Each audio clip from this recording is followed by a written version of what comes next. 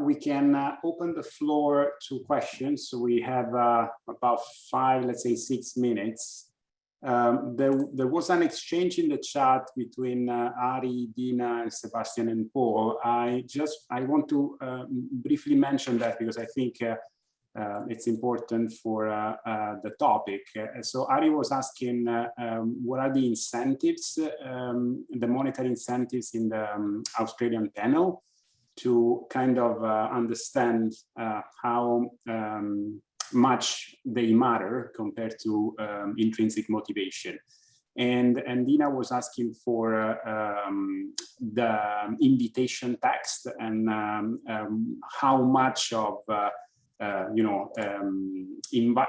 much of an invitation to raise your voice exists in that type of text. And I don't know if Sebastian and Paul want to chime in and say a few words about that. I also wonder, even if the invitation is explicit about the possibility that people can express their opinion, I wonder if after 28 waves of data, it's more apparent what they have been asked, and it's less salient what they were invited to do in the invitation. Just that thought. Okay, I will start and then Paul can add anything he wants. So Benjamin Phillips already provided information on incentives in the Life in Australia. Life in Australia incentives are $10 for survey under 20 minutes, incremented by $5 beyond that.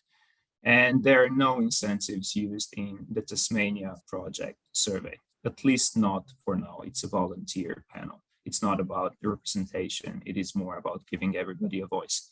And Dina talked about, asked about the correlation between motivation of the panelists and how research organizations motivate the panelists to participate in the research. And I also provided an answer there below saying that we would like to test that in the Tasmania project survey to go with different motivations in the recruitment materials, in the recruitment motivations communicated to potential panelists. And yeah, it would be interesting to see if that would work in the probability-based space as well. And yeah, Paul, would you like to add anything? I'm just going to add that we have a manuscript. Sebastian and I have been working on a manuscript for a while in which we certainly recognize that the materials coincided more than one might think with what people said. And we address why we think that that may have influenced people, but not enough to discount the fact that this is probably some, we believe, sincere reasoning that people have to stay in the panel. So there's not enough time today to talk about it further, I don't think. So just to clarify, are you thinking of the invitation material as something that, of course, motivates people to join the panel? But if people have already answered a bunch of surveys and you go and ask what is keeping you in the panel, don't you think that what matters is the kind of questions they have been exposed to rather than the materials they were sent at the beginning? My feeling is that it's probably some combination of both, and that the initial research that we did in that one wave doesn't allow us to address that. But as Dina pointed out to us online, and we've already thought about that, and as Sebastian mentioned, we would need to do some kind of experimentation, which we haven't been able to do. Thank you. Ari has a question. Yeah, it's really, slight follow-up. And I guess the thing with experimentation in this case, at least the way we do it now, is then whatever, sorry, so just any sample you have at this moment is a reflection of the way you recruited them, right? So in that sense, there's always this endogeneity one way or the other. So if you want to sort of have, let's say, a generic impression why people do surveys, then you would actually have to start all over and then have 10 different ways of inviting people and then see what matters. That's why I asked about the incentive, because I thought the incentive was sort of surprisingly low in the ranking of what you found. So my suspicion was that the incentive was actually quite low, but it isn't. I think the incentive is, I think, sort of, very reasonable. If, for example, if you were to compare it with, let's say, hourly wages or so. So anyway, so just sort of a general comment, but I think you're well aware of it. I think.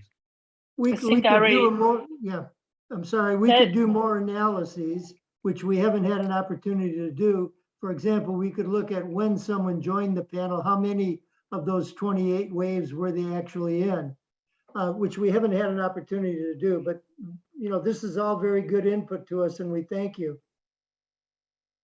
Yes, I also wanted to add something. So as a component of this study, we also conducted 15 in-depth interviews. So if you ask people, are incentives important to you?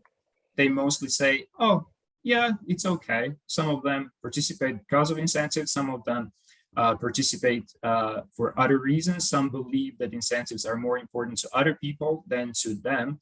But more of them are motivated. If you ask them why do you participate, they would list a couple of reasons. But if you go a little bit more in depth, you can realize that more of them participate for incentives. So it's not 1/8, it's more like 1/4, I would say. But we had a fairly small sample of in-depth interview participants.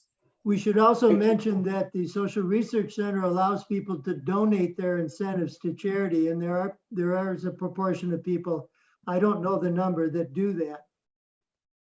Thank you.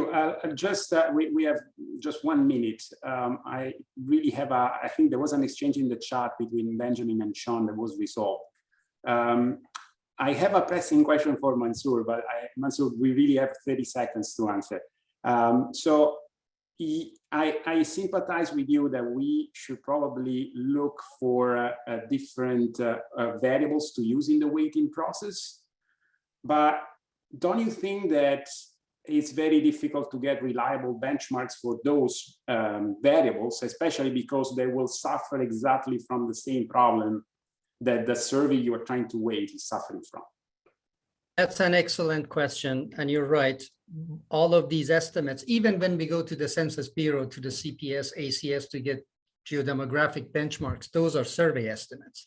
So it is very important to make sure that you use reliable benchmarks, either have a truly probability-based sample component to be administered in a parallel way, or only use benchmarks that are very reliable.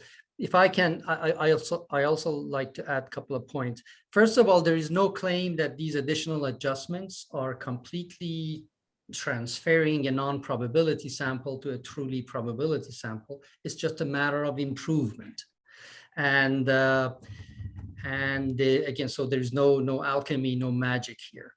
And then it is also true that the more adjustment you add, the more variability you introduce to your survey results. So it's a very delicate balance that you have to be aware of. But we Absolutely. can't rely only on geodemographics anymore. No, I understand. I think we have to close here. Thanks, everybody. And we have to move on to the next session. Thanks a lot. Thank you, Marco.